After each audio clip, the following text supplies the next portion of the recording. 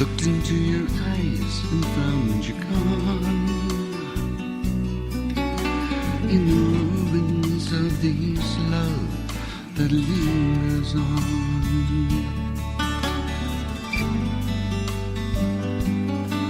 I will remember you and hold on to the fine time that we knew, singing this lie or two when there's nothing left to do.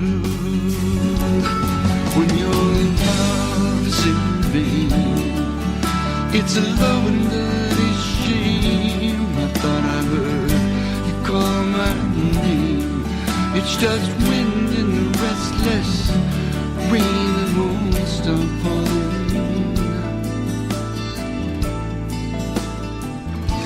It won't stop falling.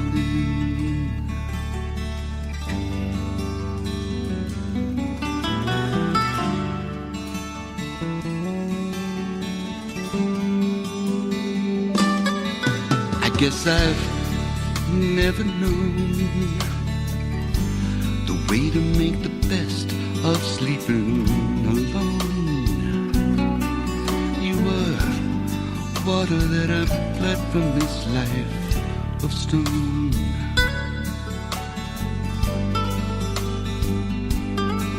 I will remember you and hold on to the fine time that we knew, singing this lie or two when there's nothing left to do. When your love's in vain, it's a low and dirty shame. I thought I heard you call my name. It's just wind in the restless rain that won't stop falling.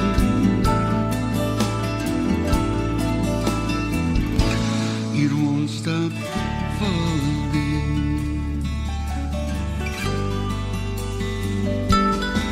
But then we meet again to smile, but your eyes pretend that you're sorry. When your love's in vain, it's a low and dirty shame. I thought I heard you call my name. It's just wind in the restless rain that won't stop falling.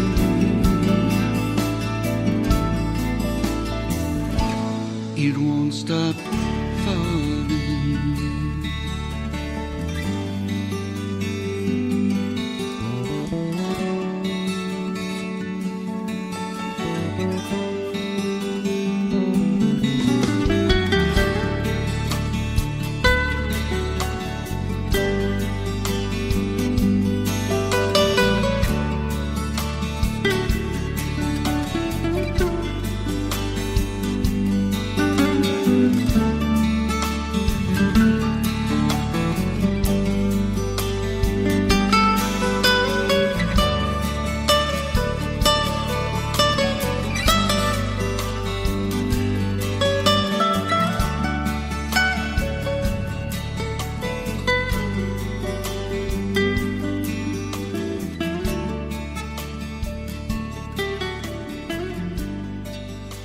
And there you have it, ladies and gentlemen. That's Bill Abernathy and Love's in Vain. Some good stuff.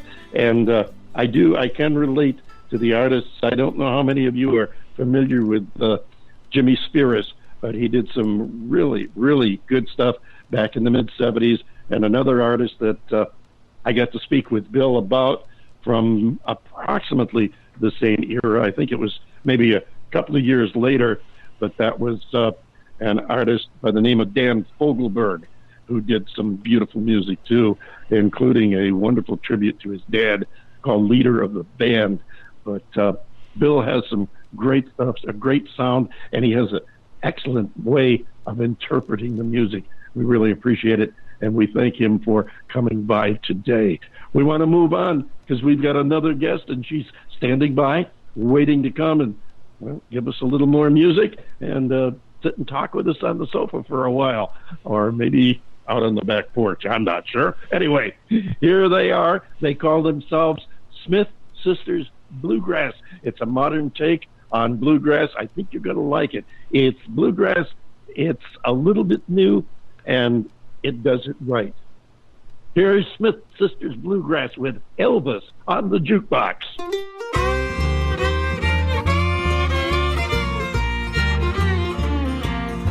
We walked in and sat down.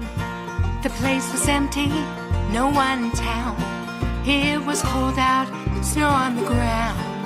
Was his birthday, gathered round. Elvis on the jukebox, no one else around. Stood at the counter, 2 girls were there. Got a pizza, 3 large and beer. Out of the jukebox, hound dog arose. Was the king there? All doors were closed. Elvis on the jukebox, no one else around. Never would have dreamt it, there's no doubt about it, it's true. The king of rock and roll was playing music on the jukebox the whole night through. The room was quiet when on it came. A haunted jukebox, no one to blame. We looked around, but no one there. Out of the silence, from thin air.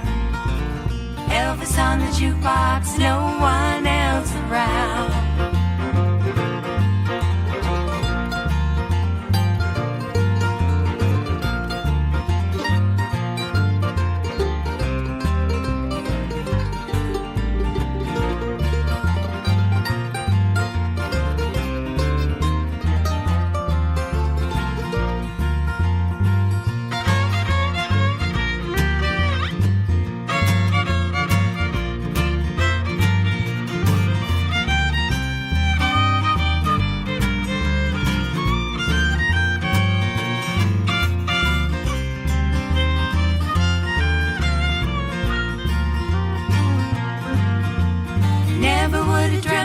No doubt about it, it's true. The king of rock and roll was playing music on the jukebox the whole night through. Then they told us a little more to the story we knew before. You see, this happened once or twice. A haunted jukebox, only at night. Elvis on the jukebox, no one else around. Elvis on the jukebox, no one else around. Elvis on the jukebox, no one else around. And there you have it, in case you, well, hopefully you got to listen to the message of the song as well as the music. But if not, you can always go out and get yourself a copy of Elvis on the Jukebox by Smith Sisters Bluegrass. And we have one of the ladies with us right now. Kelly, come on in here. Time for you to say hello. Hi there. How are you doing? Doing great. Thank you for coming by and spending some time with us today.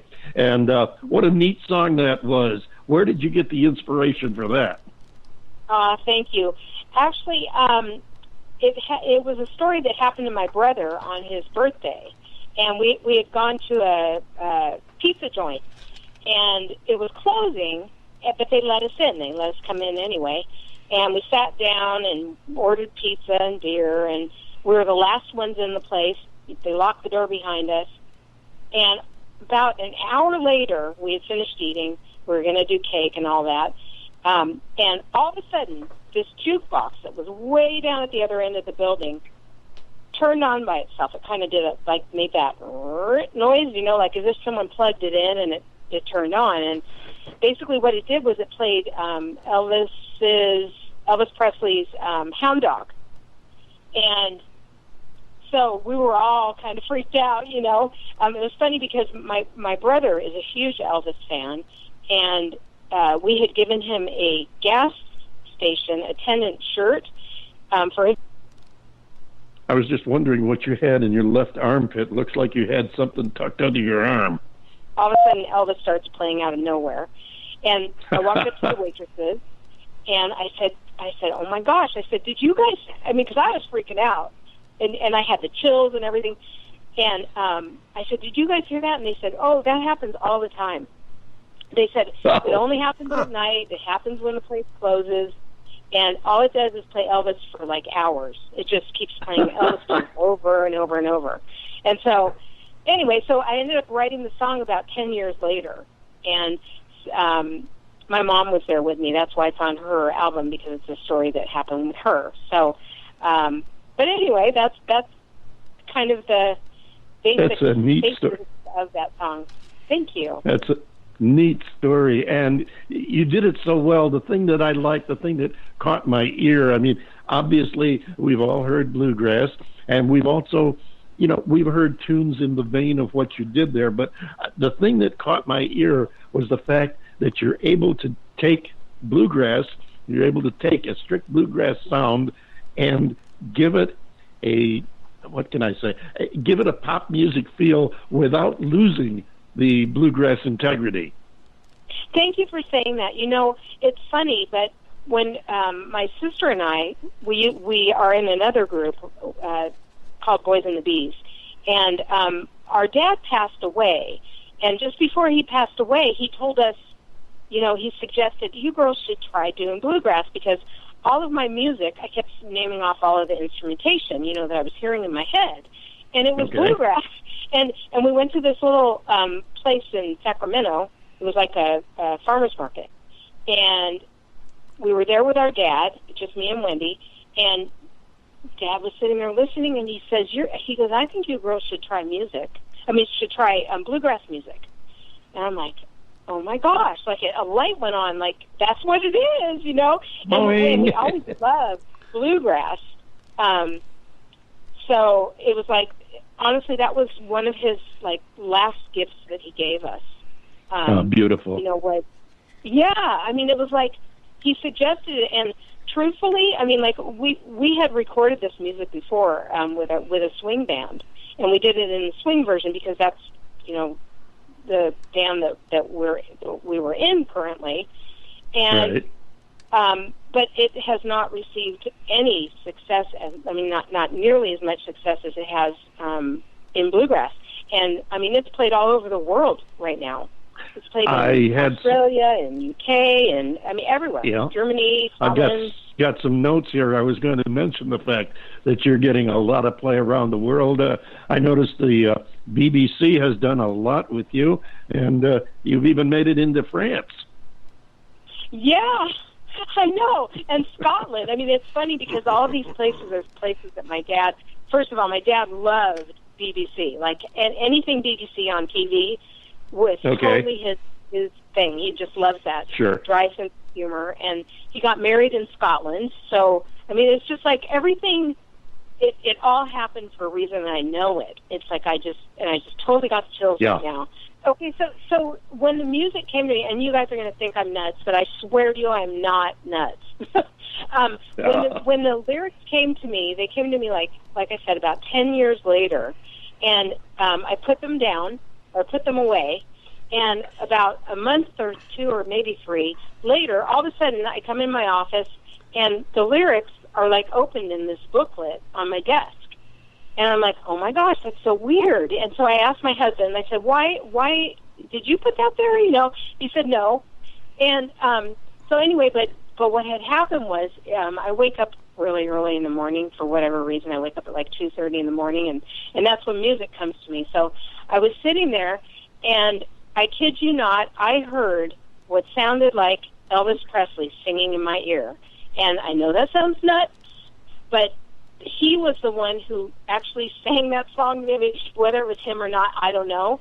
But it was like I could hear him going, he walked in and sat down. You know how he did that kind of right, to his voice? Sure.